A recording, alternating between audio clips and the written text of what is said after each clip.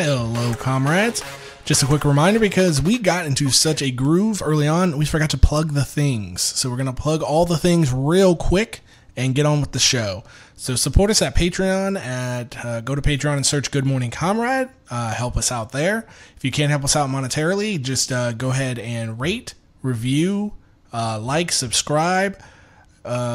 Anywhere you listen to podcasts, especially iTunes. You can check us out, hear this on YouTube as well. Good Morning Comrade on YouTube.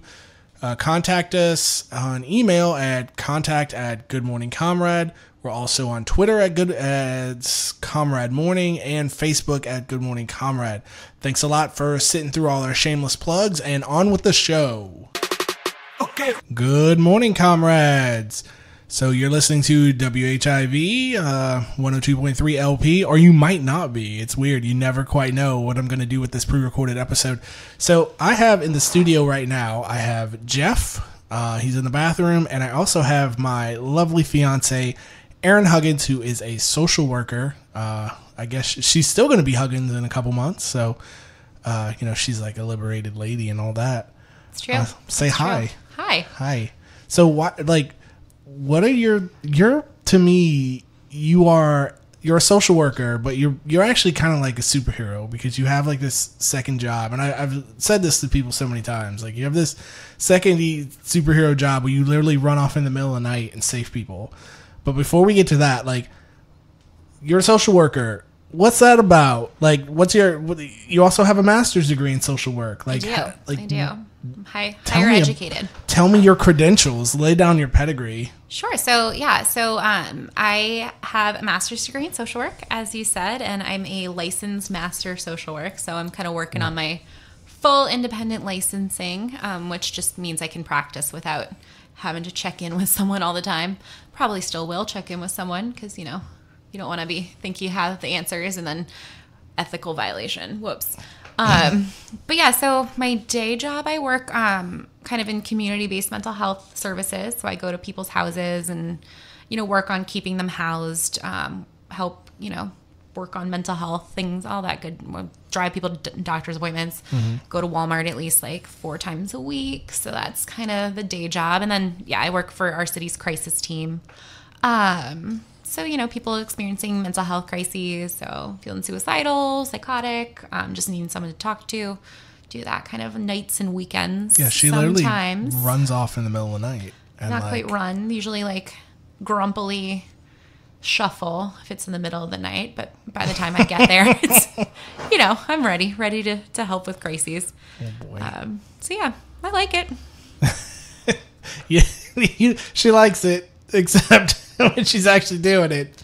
Well, I mean, it's, which understand, I'm just poking fun, but I can understand. I wouldn't want to be woken out of a sleep on a Saturday night to go talk somebody down off a ledge. Yeah. Well, I mean, it's like, I'm never mad at the person. I'm mostly mad at the systems, because it's, a lot of times it's like people have gotten to a certain point just because there haven't been good systems in place around them. And so it's not their fault or their family's fault that they're calling in the middle of the night and waking me up. It's the fault of, our kind of screwed up mental health systems and medical systems that they need to call, that there even is a crisis in the first place. So, a psychiatrist I've worked with the crisis team once told me that, be as mad as you want about it in the car on your way there, cuss everybody out, put your music up really loud, be as angry as you need to be, so that as soon as you step out of that car at that crisis, you are in it to win it. And that's actually been really great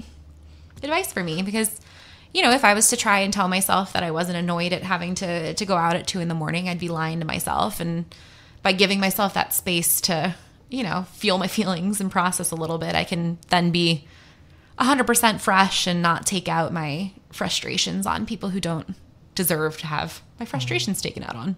So I'll ask you the $10,000 question.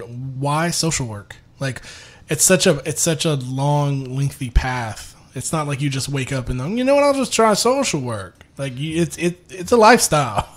Sure. You've dedicated your life to this. So what made you take that plunge? I mean, I think a lot of it was set up by my family. We've always been like a very community-minded family. My parents are really great people. They've always given back to the community. So it was, always around. And then my undergrad was in international relations. And I just really thought that I was going to be able to meet people and, really connect with people and have this great, like, cross-cultural relationships, and realizing that, a lot of the kind of macro upper level kind of thinking and kind of study is about populations. It's not about people. And while that's really important, it's really important to know about trends and populations and things, I think it often really loses sight of the humanity of the individuals, or the idea that there are individual people who make up populations. And so that really wasn't what I was looking for. And then kind of I realized I wanted to be a teacher for a little while, because I thought, that would be great. Did AmeriCorps for a year, taught sex ed in a middle school classroom, which was hilarious. I was very unqualified for that. So yeah, AmeriCorps, it's a thing. Yeah. And then I kind of stumbled across social work as a path, and it seemed to really blend a lot of my interests. And so here we are. Tell me about your AmeriCorps experience. Like, do you feel like, I guess what I'm going to ask you did it feel as exploitative as mine? Because I also did AmeriCorps, but that's another thing. I have very mixed feelings about what AmeriCorps is, because I feel like it's a very good thing, but then I feel like the way that it gets kind of farmed out to these other organizations, I feel like there's a lot of exploitation of young people going on. So, yes to all of that. I had a very positive experience in AmeriCorps, and I also have a lot of positive feelings about my AmeriCorps program. My specific program was basically like a youth program, and a lot of the people who were my fellow AmeriCorps kind of workers were youth that had gone through the program. And so they would go through the program, and then they would get hired on to the program. Cool. And a lot of them were, going to school, and so kind of or needing, this is one of their first professional jobs. So I felt good about that. I didn't feel like it was I was one of full disclosure, I am a white woman, and you are. Whoa. I am. And if my voice didn't give it away, but it wasn't that idea of like kind of the well-meaning white women swooping into a poor black or brown neighborhood to save everybody. I was definitely the exception, not the rule. Right. Everybody in my program were the black and brown kids from the program. So that felt fine to me. However, I was a 22-year-old recent college grad who had graduated in international relations with a minor in Spanish and Latin American studies. And then they were like, hey, teach sex ed to a bunch of 7th graders. And so, that was weird. And I think I did a decent job, but, looking back and at those kids, they probably, those kids deserve to have someone who knew what the hell they were doing. I did a good job with what I think I was given, but, looking back, they're definitely, maybe someone full time. I think you getting paid a living wage. You probably did great. Probably was awesome. See, that's different, because I was coming from like, I'm sick of working at this cube farm. I need anything. And then my AmeriCorps experience it just felt like I went from working at one exploitative company to working for another exploitative company and getting paid like 1/10 of what. So it's like, I don't have like hate towards AmeriCorps. It just felt like, this is just another corporation to work for. It's just another thing. But that's a whole nother story.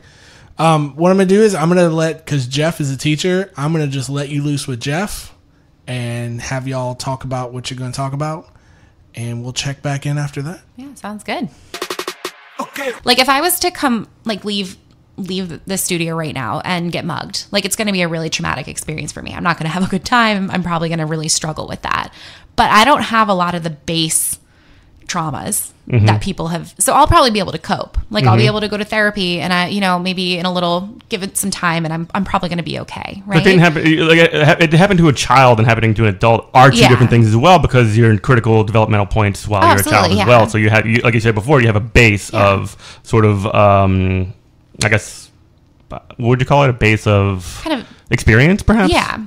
Yeah. Like your resiliency is, it's basically like, we call that resilience. So, and resilience is, I mean, some of it is just temperament for whatever reason. Some people are just like, I mean, I have some clients who, honest to God, are like, have had every bad thing happen to them and are still some of the most resilient people in the world. It's like a temperament thing. Cool.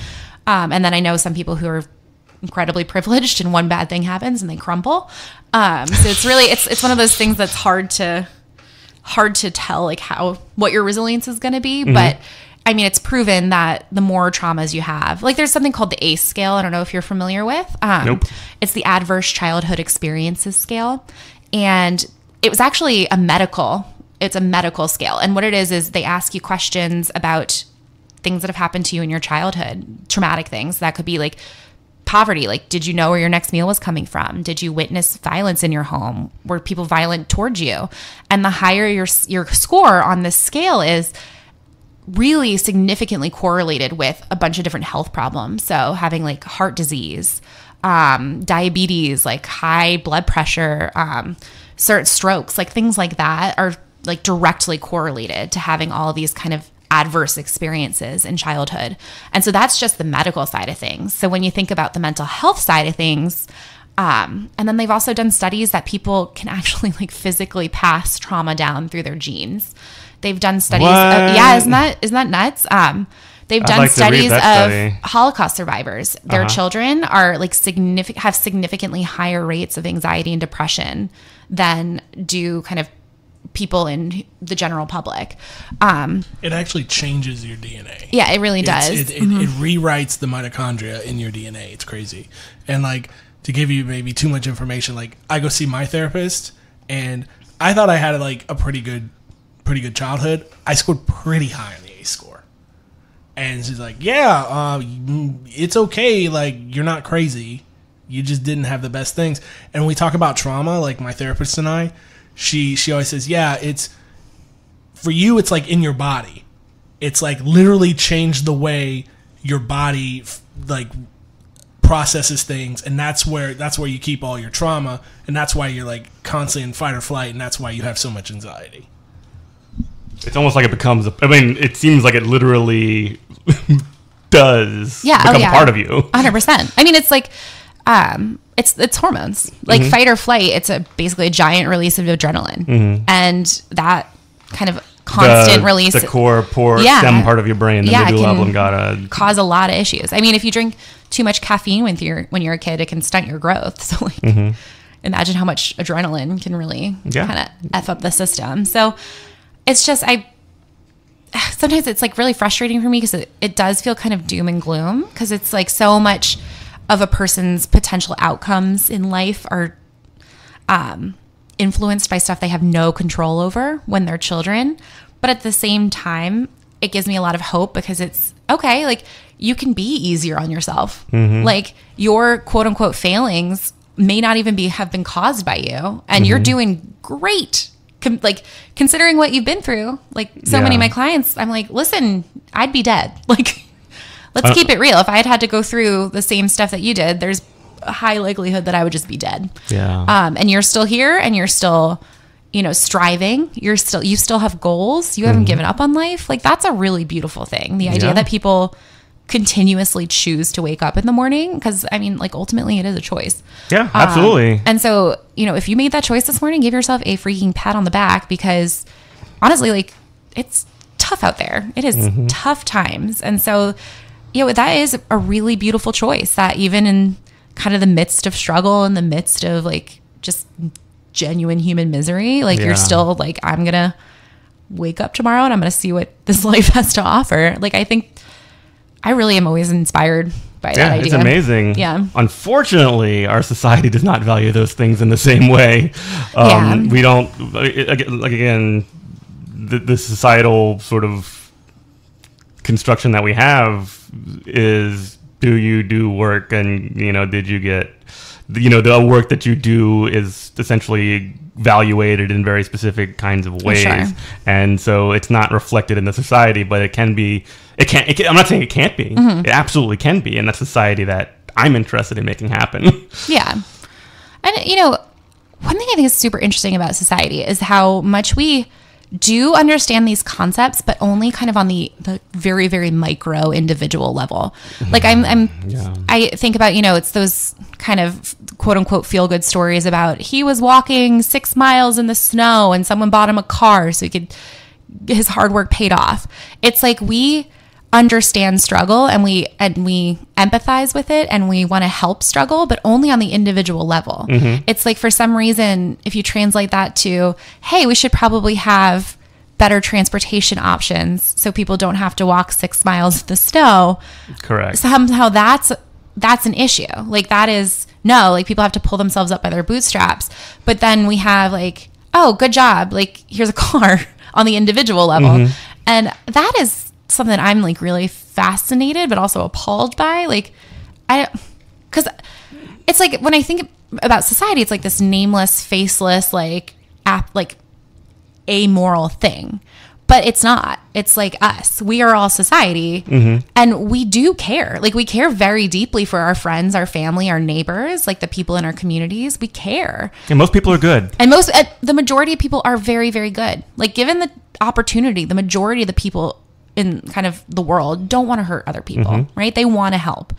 It's just, for some reason, that hasn't trained. Oh, I mean, for some reason it's capitalism, but and like I didn't mean to cut you off. That's okay. But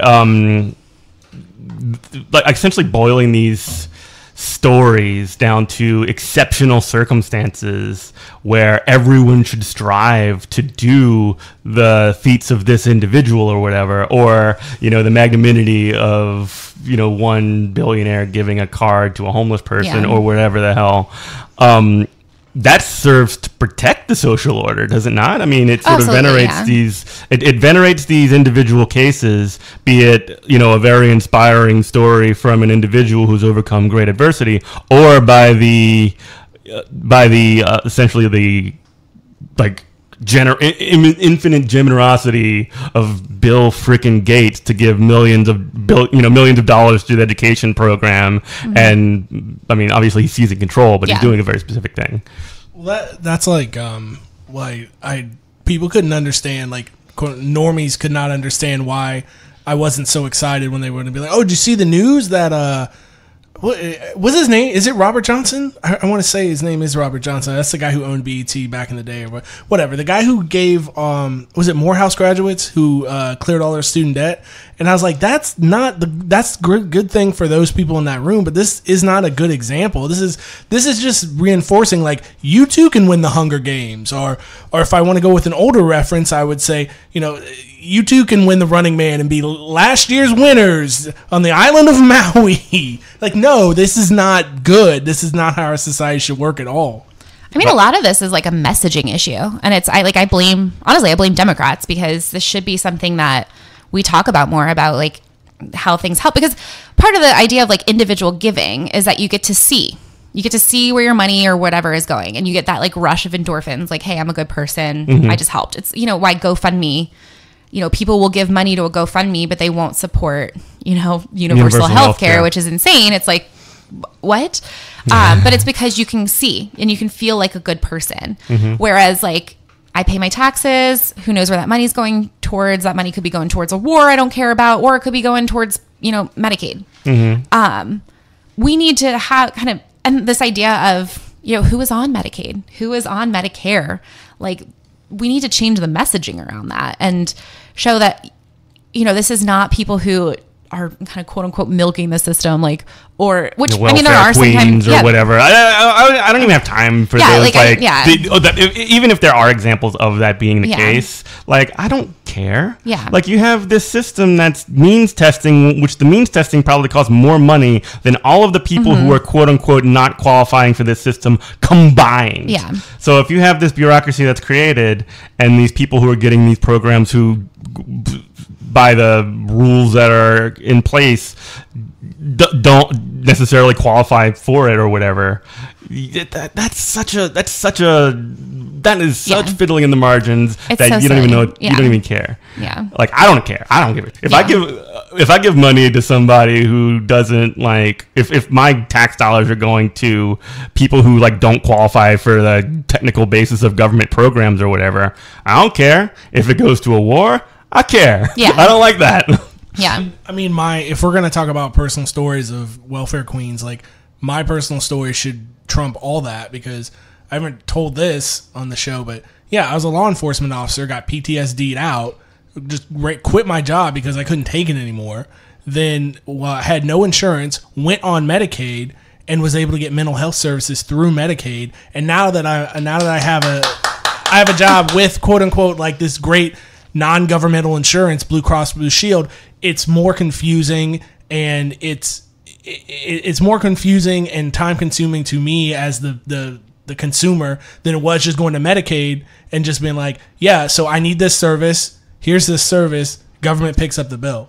Like that's the way. Like, it's funny. The thing that gets trashed is like some kind of like poor people's welfare. Like, oh, those are garbage people that are lazy. Works better than the thing that we're all supposed to strive to get. Yeah. And that's not even talking about the profits and all the other horrible sections of the all horrible things about insurance. Maybe we should do a whole insurance episode. But yeah, government programs, people should be able to access them. Oh yeah, absolutely. I didn't mean to like derail the conversation and push it that way. I mean, I think it's hard not to derail the conversation when it comes to this stuff, because it's all so intertwined. Like it's like, mental health is a public health crisis. Like, poverty is a public health crisis. Like, it just is. And that then ties into, okay, like it's a public health crisis. So now we need our insurance to like deal with it. But our insurance is subpar and it hasn't caught up with, all this other stuff. So it's all kind of just, it's very much connected to a degree where it can feel like, you can feel like Don Quixote. Like, it's overwhelming. It is very overwhelming. And it's like at a certain point, like, you just got to pick something and try to work on that. Like, I'm a social worker. I care very deeply about so many issues, but I can't be effective if I'm trying to work on every single thing that's a thing. Like, I've been feeling a lot of like personal guilt recently with all of this stuff with ICE. Cause I just feel like I'm like, this is truly, like, this is like code red horrible.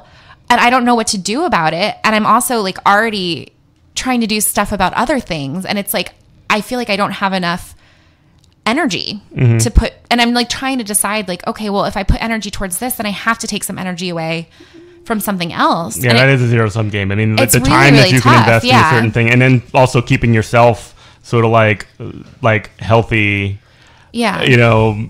essentially eating healthily and getting your time where you can essentially unwind. Because if you're just going from thing to thing, for some people are like very no people can do that. Some people are better at it. You could do it for a period of time, but eventually it's going to catch up with you. What I'm supposed to say, some people are better at it for longer times than others or whatever. But again, there's limits here. And once you sort of stretch yourself and you're so focused on one individual thing, if you're and you're putting everything that you can into it, if you start pushing in a different direction, it's going to pull away from either that or your health or whatever. Yeah, it's tough. I mean, last year I had like a little bit of a mental breakdown because I was doing working 3 jobs. They were all social work related, and they were all heavy, like really, really heavy. That sounds like 100% trauma. Right there. Yeah, I was like working for crisis, so people would call when they were in crisis, and I would help them process that. I was working, like I said before, with people who experience sexual trauma, mostly as children, and then just kind of my day job trying to help people navigate these awful systems that don't really care about them.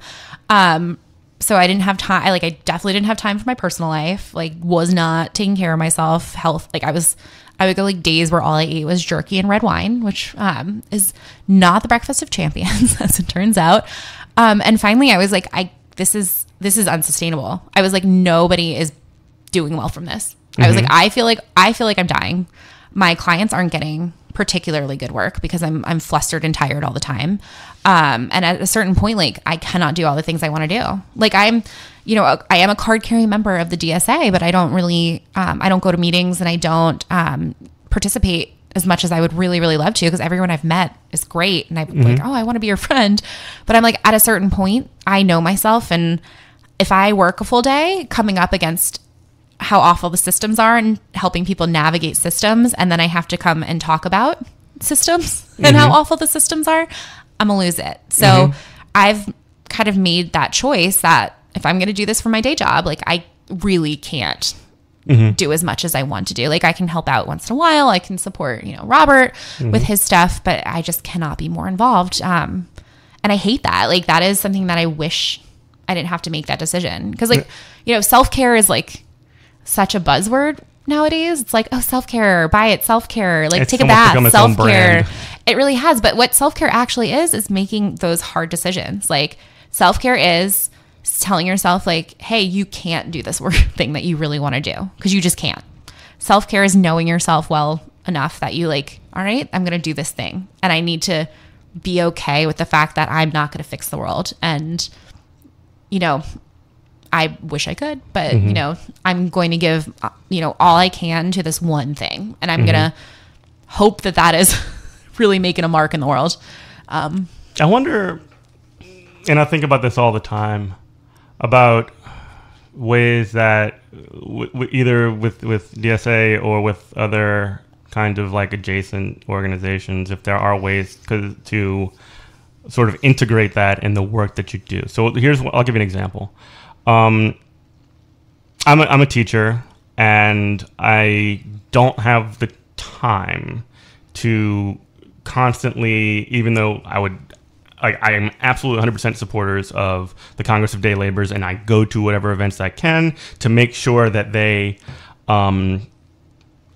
are successful in things. I have gone to some of their Ice Watch trainings, and I do continue to Ice Watch. What is Congresso? Congress of Day Laborers is an organization that it's a member-based organization that focuses on working people in New Orleans who are without status, essentially, in most situations, and they do a lot of work on community defense.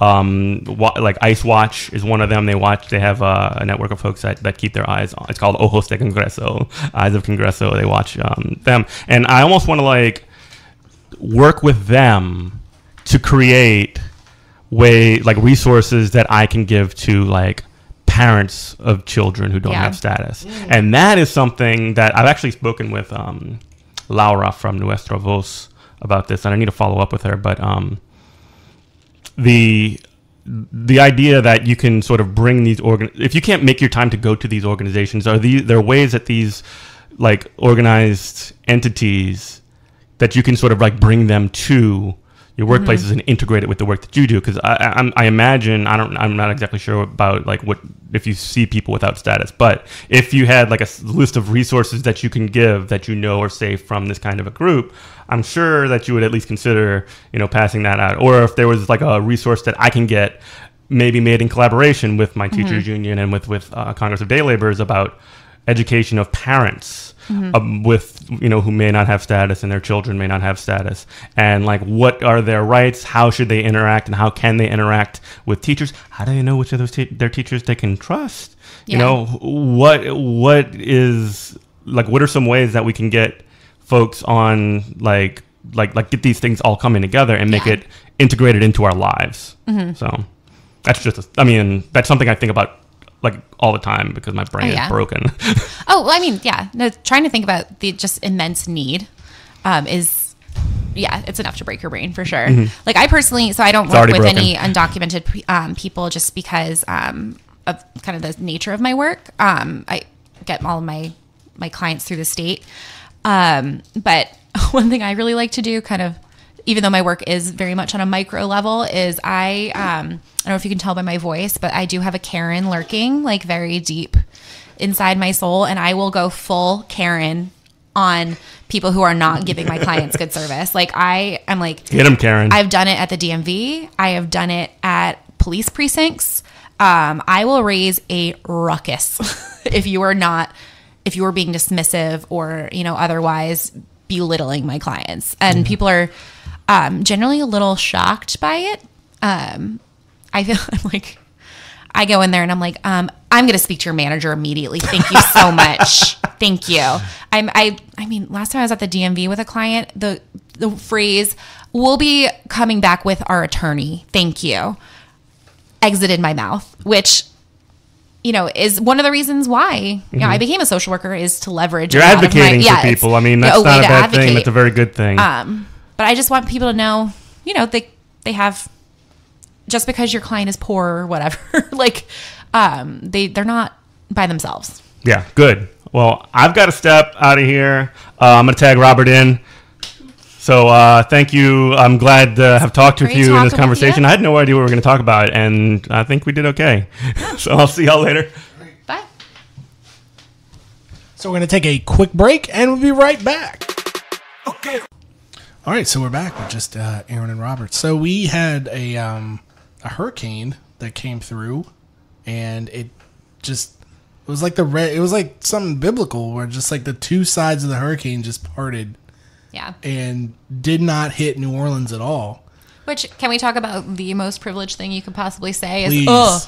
I can't believe we did all that preparation for nothing. I wish there had been something. I'm like, are you literally kidding me? I was talking about that at work today. Are you literally kidding me? I was like, what was our mayor supposed to do? Just be like, you know what, y'all? Yeah, you right. Just go. Hurricane coming. You right. Nothing's going to happen. Just go have a second line in the street. Yeah. Go do that, please. Like, how edgy do you have to be like, mad that there wasn't more physical destruction?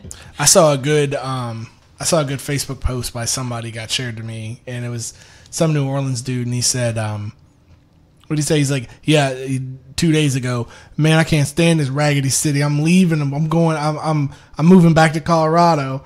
And then said today, what do you mean there's no more flights to New Orleans? I need a daiquiri. He's like, I see y'all transplants. I know. And, full disclosure, I am a transplant myself. Me too. But, some of the narrative around the city is very ridiculous to me. It's so ridiculous. And the people who, they just take it. I hate people who, in the city, and I experienced this too, growing up in Florida, they think they get some kind of medal if they, talk trash about the hurricane, the storm. They're like, I don't care nothing about this. This is stupid. I'm gonna be drunk. And I'm like, keep playing if you want to. Wait till wait. Not even a hurricane. Wait until the hurricane hits and you're fine and you're without power for a month. Yeah. See how you feel then. Yeah. No. So again, privilege, I know it's such a buzzword for the social justice warrior types as myself, but It's this idea that, if something was to happen to me, right, the people would care about it. If I got stuck in a hurricane, people would try really hard to get me out. Apparently, speaking of that, a couple cats got pulled out of the storm, the floodwaters in or was it Plaquemines Parish, which is the southernmost, kind of the southernmost place in Louisiana before you get to the river or you get to the Gulf. Yeah, the Coast Guard was just plucking 6 cats. Also, shout out to all, again, sorry if your name is Karen and you're cool, but Karen. It's been co-opted, but shout out to all the Karens who care very deeply about all the stray cats and dogs during a hurricane and not even slightly about all the homeless people we have. Oh my God. Because, they're making a choice, okay? They're making a choice in that. The amount of Trump memes shared intermixed with please save this animal from a kill shelter on some people's Facebooks is very insane to me. That's so many people in Louisiana. It's absurd. We have I think we were able to dive deep into social media foolishness because we didn't lose power, and also we were kind of cooped up in our houses waiting for the storm, so we kind of got in our social media feelings and then OD'd on salt and fat and Oreos and Lay's potato chips, which I want to throw those away immediately. I saw those when I came in the house to walk the dog, and I was like, no more of this. These got to go. This is gross.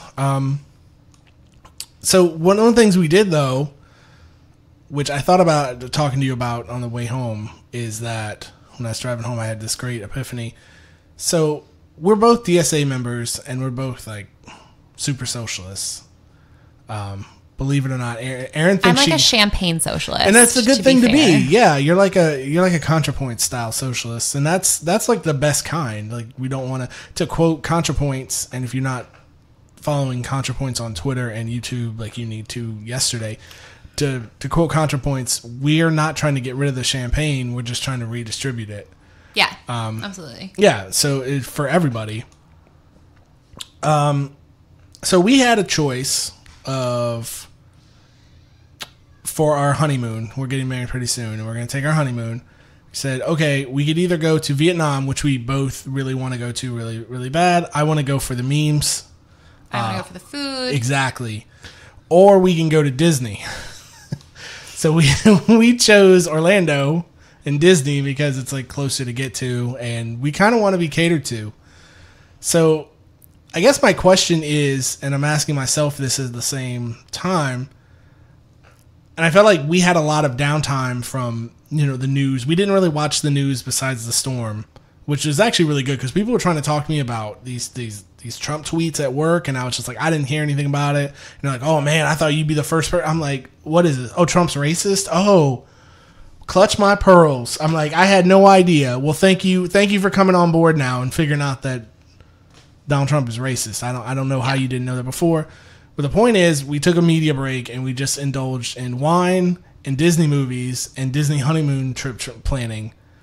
So, like, my question to you and also to myself and other people who are consider themselves champagne socialists, like, how do we circle that square? Like, how are we okay with, like, Disney? Like, just take Disney for example. Like, Disney is this large monolith of a corporation that has, pipelines of merchandise that's constructed by literal, practically slave labor. But, like, these things still have, like, very deep emotional content. That's quoting Bruce Lee. But they have, like, very deep emotional ties to us. Like, we really love Princess and the Frog because it's about New Orleans. And it's about a lady who, like, she, like, wants to share her beignets with the world. So, and I understand there is no, to quote that dude from the Jackaman, there is no ethical consumption under capitalism. But I guess, how do we go about this? How do we circle that square, you and I? What would you say? I mean, I don't have any, like, actual, it's something I really struggle with all the time. Like, every time we travel somewhere that's, like, a poorer country than the U.S., which is, a lot of them, it feels very exploitative, even though I understand, like, oh, well, my tourist dollars are important to this place, but it's like, at what cost, really? And am I avoiding it because I don't want to have to, like, come to terms with my own, like, global privilege. So, I mean, these are, like, thoughts I have frequently. But honestly, like, how I think of it is, like, just harm reduction. Like, it is, it's one of the worst timelines. Like, it's rough out there. And the human psyche is really, really complex. And if I was to try and sit down and analyze, like, why I still feel such a connection to Disney, even while still understanding, a lot of their racist past, a lot of their, like, exploitation of workers, all of the really terrible stuff that comes along with it. Like, yes, that's all true, but what does that leave me as far as entertainment? Because everything is bad. I mean, it's, like, really difficult to find stuff that's not problematic. And so you just kind of have to figure out, like, what can I live with? And at a certain point, like, they are paying their workers $15 an hour now. Thank you, Bernie Sanders. Good job, Disney, on that one. I mean, you should have been doing it all along, but hey. And I'm okay with that at a certain point. I mean, I agree with you. The thing about harm reduction, and that's kind of where I think you can separate, as far as it's like the same conundrum that we have with artists. It's like, I really like Rudyard Kipling, and I can, like, separate.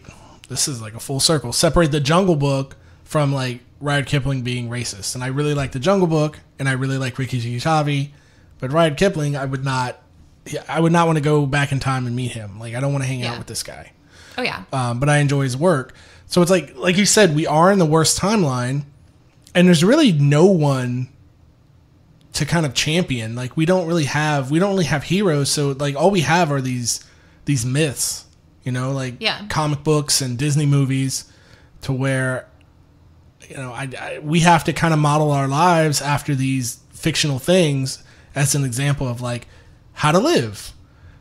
And your bit about harm reduction, I think, is completely on brand. Like I agree with it completely. So, because there's ways like you can enjoy this stuff and then not partake in the things that do the most harm. Like you're not like, don't get it twisted. Like you're not saving the world, but you're, you know, if it allows you to sleep better at night, then I think that's a thing that can be considered good. Something that like we kind of found together is, okay, so we both like Disney, but like I don't like their I don't want to buy their merchandise. So there's like a million different Etsy stores where people make Disney things, and honestly, they're much better than the actual stuff you can buy from Disney. So if you're buying that, like, I mean, if you want to break it down, like if I buy a shirt from an Etsy store, that shirt still came from probably Vietnam or Thailand or Cambodia or something like that. But I'm not like, I'm giving money to the person who made that instead of giving money to this corporate monolith. So there's something there. The whole like Disney bounding thing, instead, like how people, what Disney bounding is, if people, instead of buying Disney branded clothing, they will use their own style choices and buy stuff from thrift stores or vintage stores to create looks inspired by Disney characters. Mostly, this didn't start as like any kind of ethical thing. This started as because adults are not allowed to wear costumes in the park, so people got super creative, which is pretty cool. That's another way you can kind of avoid giving Disney money or any, you know, there's ways around this. Or, you know, and if you do go to the parks or you do go on the cruises, just like treat the people who work there like actual human beings. Yeah, absolutely. That would be that should be actually rule number one.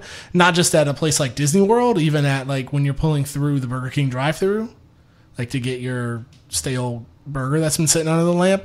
Like, say please and thank you, and treat that person like a human being. Like that should. I don't even know why we're talking about this. Thing you can do. Yeah, like I don't. The least of it. Yeah, I don't know why we're even having this conversation. That's so weird to say that, but yeah, it has to be said because like Karen is out there, and Karen is real. Is losing her mind.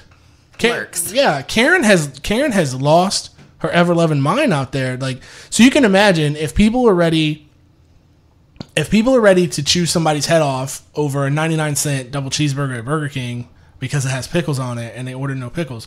Imagine dropping a couple grand on a Disney vacation and something going slightly awry. Imagine what they're doing in there. I mean, they're probably ready to burn the place down. Yeah. Karen is, she gotta be stopped, y'all. I don't. That's all I say. Yeah, and at the same time, like, I do have so much empathy for Karen because, you know, the only reason people... My mom's Karen. I mean, yeah, I know so many Karen. I mean, I have been Karen. Like, I try and channel... Again, I try and channel my Karen for good. But it lurks. And it's the whole idea of, you know, lashing out that way is that you feel really powerless in other areas of your life. And so it's not that... Isn't that the truth? It's not that, oh, this person serving me at the Burger King drive-thru is having a bad day. It's, oh, I deserve, no one respects me to the point where even this person in a drive-thru doesn't respect me. Even this person who's supposed to quote unquote serve me, which is a very, really, really problematic way of looking at things. But that's essentially where it comes from, is like people aren't doing it to do it. Like they're doing it to gain some sense of control in their own lives. And so that's why it's, I love a good Karen meme. I'm very excited for this Hurricane Karen because it's one of the next ones on the list. I'm sure the memes are going to be really, really fire. But it is important to remember that even when someone is kind of acting out in this way that, you know, is very antithetical to kind of what we believe, like there's a reason they're doing that. And it's important. So there's this one really this one style of therapy that has one of its tenets in trust that your client is doing the best that they can, and at the same time they need to do better. And that's how I kind of view people like that. Like, yes, it's annoying. Yes, it's terrible. Yes, they should have more respect for, service industry workers or whoever they're going after. And at the same time, that behavior stems from just a general fundamental feeling of inadequateness. And then some people are just a-holes. Like, it's hard to tell, but a little bit of empathy, I think it can be especially, it's a kind of a pressure valve almost to be like, oh, we're going to laugh at this person because like boomers are hilarious and they're entitled and this and that. But, it really is so important to keep like people's humanity in your forefront of your mind. Even if it makes you a huge killjoy at social events, because you're like, people are laughing and you're like, that's a person. Let's not be so mean. Right. I mean, you're a much better person than I am because no, that's untrue. Oh, it's true because my mind, like you have all these like very high ideas and that's like the best reason to do the right thing. Mine is more, I wouldn't even say it's like a fear stimuli, but it's just every now and then, how you'll see on like World Star or whatever, and you'll see that like Burger King guy or this like McDonald's worker who's just had enough and he comes over the counter and I'm just like, and it's like, oh, what a big surprise has happened. I'm like, in what timeline, what world do you live in where you think you're going to go somewhere, talk trash to somebody who's working minimum wage, and they're just not going to come from behind the counter and beat the brakes off you? Like, and just going to be like, I don't get paid enough for this, and today is not the day. So, like, honestly, in the back of my mind, that's what I'm always thinking about when I think about like those kind of social situations, like when people want to break the social code and want to be just belligerent and rude. Like another thing, okay, when somebody cuts me off in traffic or like they shoot me the bird or whatever, and I'm thinking, you've made the correct assessment. You got lucky, but you've made the correct assessment that I'm not insane, that I'm not going to follow you home and kill you. And I'm like, wow, you are such a good judge of people. Because what makes you think the next person that you act crazy, you're going to find somebody that's crazier eventually? And I'm just like, what makes you think that you can act like this and there's not going to be any repercussions for you? So yeah, I mean, it's a privilege, and it's why I know that's part of the joke is that it's like generally white boomers who are kind of acting this way. It's not that other people can't be entitled jerks, but it's the idea that they know that things could go differently.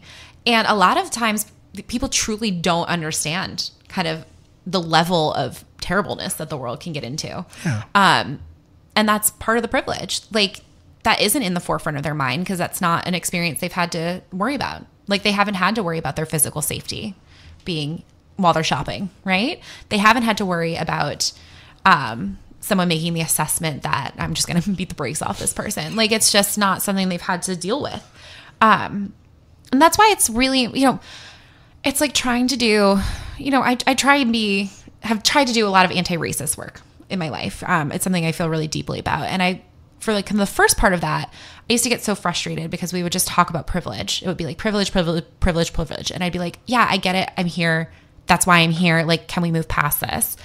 But the reason why it gets so hammered in is because there's so many things that like you really don't think about as having being a privilege thing. And it can really influence your behavior. So kind of understanding that, hey, this person might be having a really bad day and that's why they're being an a-hole, like to me at Burger King, and allowing myself to just be like, okay. And having the kind of sense of like, well, this isn't about my self-worth. Like, how this person is treating me has nothing to do with who I am as a person. That's because I've had the privilege to be secure in myself and to be told that I'm worth respect and to be shown respect, both my family, my friends, in my jobs, with my romantic partners. That's a huge privilege that a lot of people haven't had. And so that's why it's important kind of to quote unquote check your privilege, but just to understand that like a lot of other people's actions are motivated with them not truly not understanding how terrible the world can be. Right. Like I used to say this to going back to talking about my trauma group. And one of the things I used to say is it's not, things about humanity that are simply, and if you're wondering why there's a mosquito in here and it's driving me a little crazy. Crazy is a to get you. pejorative slur. I should stop using it. It's a hard habit to break. She woke y'all. But yeah, it's this idea that, you know things about humanity that you shouldn't know. Like there is no reason for any 12-year-old to know that the people who are supposed to love and protect them can hurt them. I didn't know that when I was 12. I had no idea. When I was 12 years old, I had no idea that somebody's father could sexually abuse them. I had no idea because that was not something I ever experienced. And that's a privilege I have, right? It's a privilege everybody should have. But so it's just, it's important to, on one hand, people who have been through these horrible traumatic events, like they do have a very different understanding of humanity and the world and kind of just the human experience than people who haven't. And so again, sometimes I'm worried about like saying, oh, it's good that see, everything happens for a reason. Like, no, that's some BS. Like the world is random. Things do not happen for a reason. There's no reason why my life is better than any of my clients. Like it's all luck of the draw. However, you would have said that. Like I've walked out of dates when they've said that. Like I definitely remember being on first dates and being, well, everything. I'm like, well, I gotta go. Everything happens for a reason, and everything's gonna work out. Is like such a deeply privileged thing to think. But there is something to say for the fact that like people who have been through these like truly terrible experiences do have a much deeper and richer understanding of the human experience. And, that shouldn't be discounted. Like that will, is a benefit in its own way. Like obviously not worth the cost, but, it does give people who've been through things. Like I think sometimes they think they don't have anything going for them. And I'm like, no, knowing that this is a possibility in the world, like is its own thing. Like that's, God, gift is the word. I don't know. What word do I want to use here? Cause I'm like, oh, you're so gifted that you were like beaten by your uncle while you were a kid. No, it's just, they just have a better understanding than other people who haven't. And, they can feel good about that, they have been through kind of the worst and are still here and know things that other people don't know. It's so wild. We should probably be getting out of here. I think we're both tired and running a steam. Yeah. I will share a story, though, to bring it full circle about rudeness, about social contracts, and Disney. So I was at Epcot, and this was when I was in high school. I totally remember this. It was like I was like a sophomore in high school, and I was with my dad. And we kind of been doing our thing, like our own things all day. And we met up and we went to the France World Showcase or whatever at Epcot.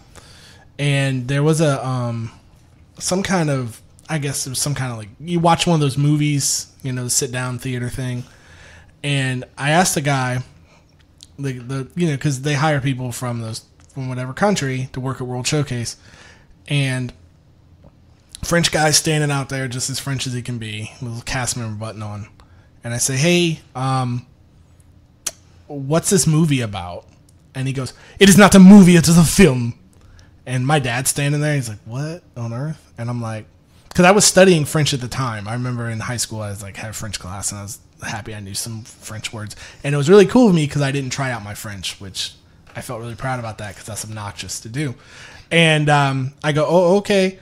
And then I go, well, what is it about? What is this film about? It is about France.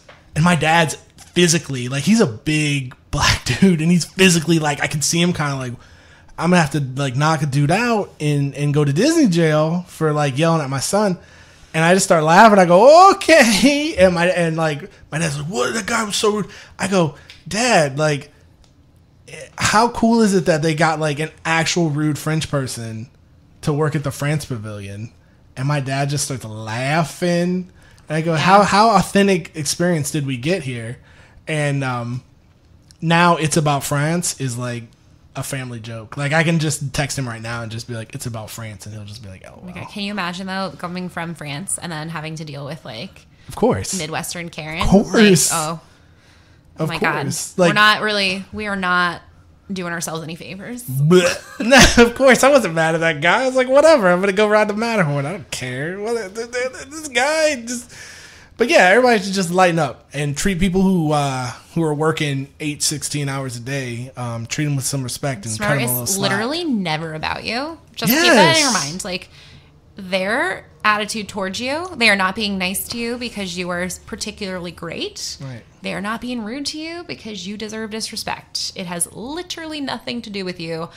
That's a pretty good mantra, I think, to take you through life. Everybody can have a bad day. Just assume that it's not about you. And then you can be, like, proven wrong if it is. But it never is. Absolutely. Well, you've made it through another episode of Good Morning Comrade. Go to Patreon and search Good Morning Comrade. Support us there. We really appreciate it. That's how we keep the server bills paid. Also, you can contact us at contact@goodmorningcomrade.com through the email. Check us out on Twitter at Comrade Morning, and also Facebook and Good Morning Comrade. I would like to thank my guest, Erin Huggins, who will remain Erin Huggins after our marriage, impending in October. Hashtag smash the patriarchy, hashtag resistance, hashtag feminism, hashtag white feminism, hashtag girls rock, hashtag Karen frontline feminism. Hashtag, can I speak to your manager? Hashtag, can I speak to your manager? Hashtag, these fries are cold. Hashtag, what do you mean my coupon's expiring? Babe, you're the best. Thank you so much. Anytime you want to do this, like, just let me know, and I'll pester you. And I can't wait. I can't wait for all the comments on my vocal fries. So no, yay. They're good. I'll just edit out every time you spoke. Well, thanks a lot, guys. We'll see you next time, and peace out.